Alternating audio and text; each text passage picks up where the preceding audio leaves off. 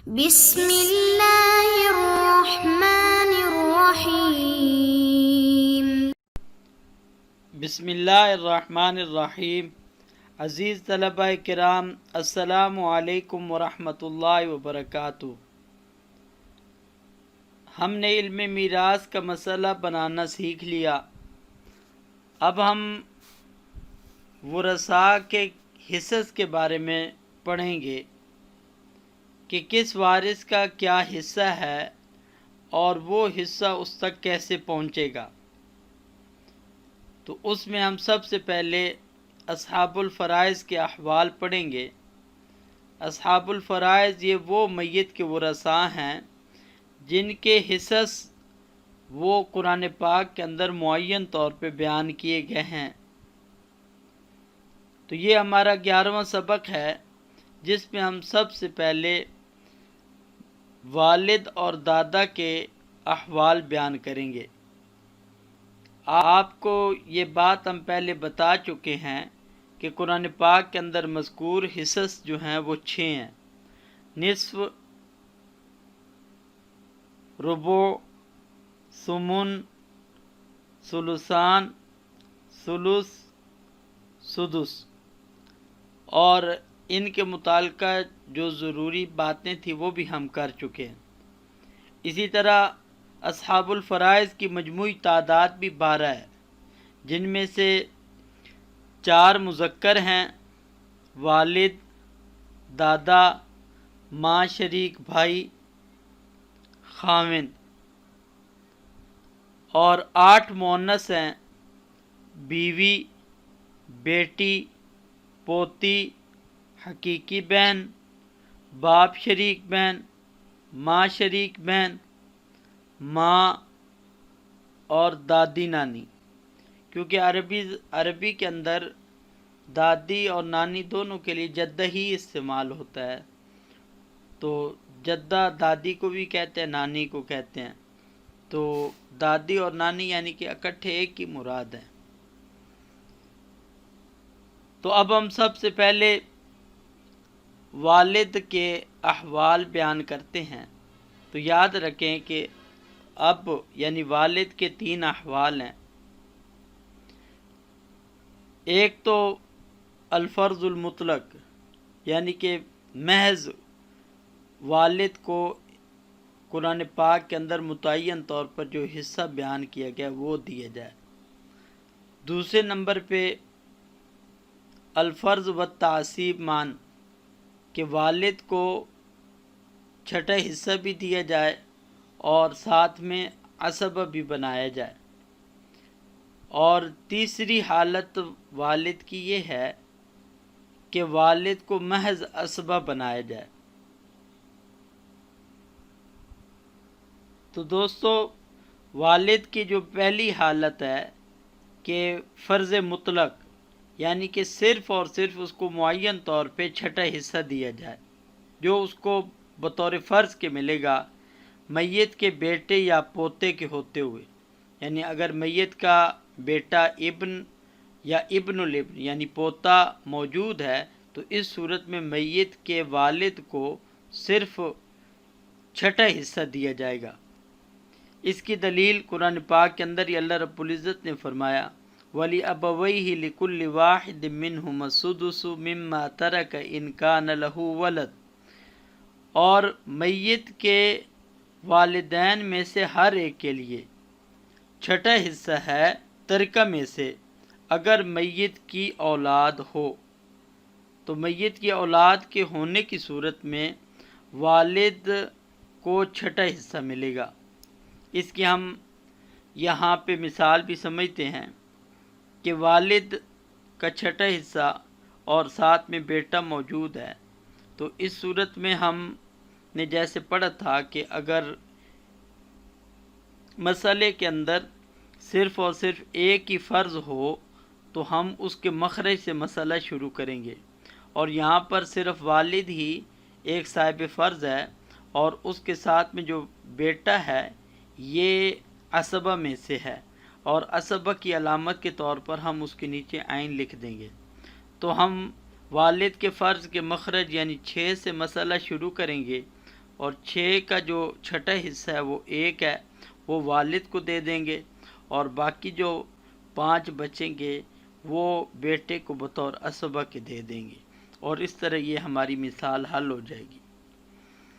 اسی طرح والد کی دوسری جو حالت ہے کہ فرض و تعصیب مان، یعنی کہ چھٹا حصہ بھی ملے گا اور اسی طرح ساتھ میں عصبہ بھی ہوگا، اور یہ اس وقت ہوگا کہ جب میت کی بیٹی اور پوتی موجود ہو۔ میت کی بیٹی اور پوتی کے ہوتے ہوئے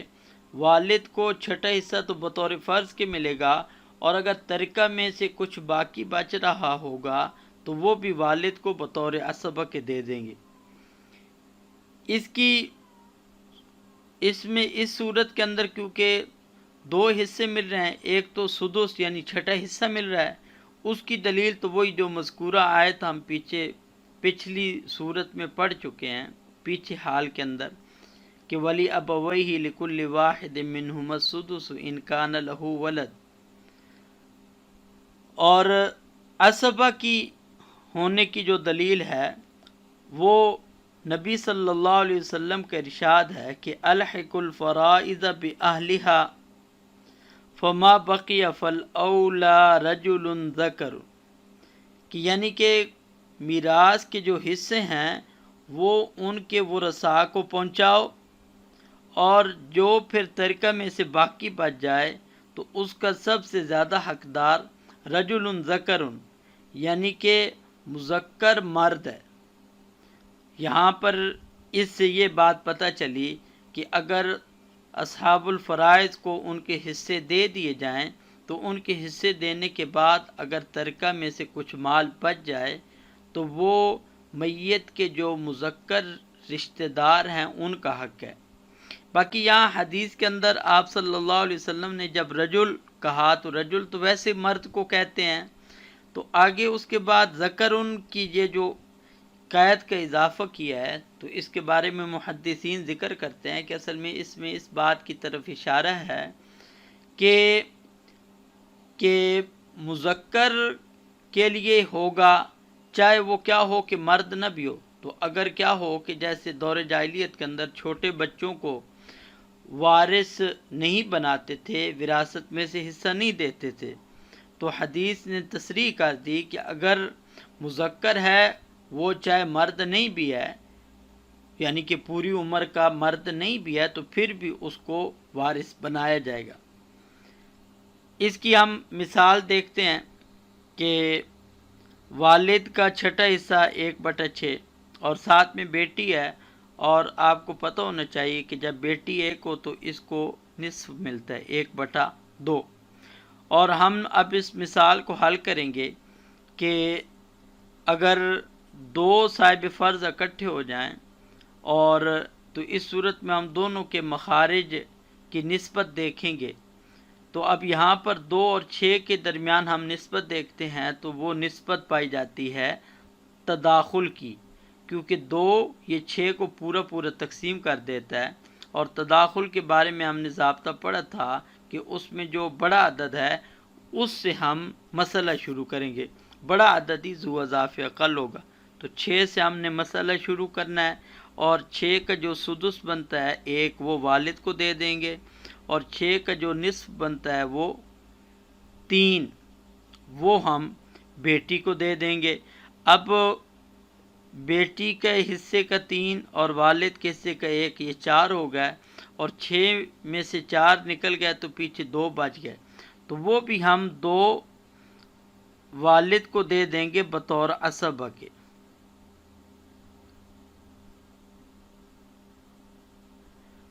اسی طرح ایک دوسری مثال دیکھتے ہیں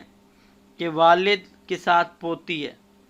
تو اس صورت میں بھی والد کو چھٹا حصہ تو بطور فرض کے ملے گا، اور پوتی کو 1 پوتی وہ بیٹی کے ہی قائم مقام ہوگی، اس کو نصف ملے گا۔ تو ہم نے اسی طرح کیا ہے کہ مخارج کی نسبت دیکھی تو تداخل پایا جاتا ہے، تو بڑے عدد سے مسئلہ شروع کریں گے 6 سے، اور اس میں سے 1 حصہ والد کو دے دیں گے، اور 6 کا نصف یعنی 3 وہ پوتی کو دے دیں گے، پیچھے جو 2 بچیں گے تو وہ بھی ہم والد کو ہی دے دیں گے بطور اسبہ کے۔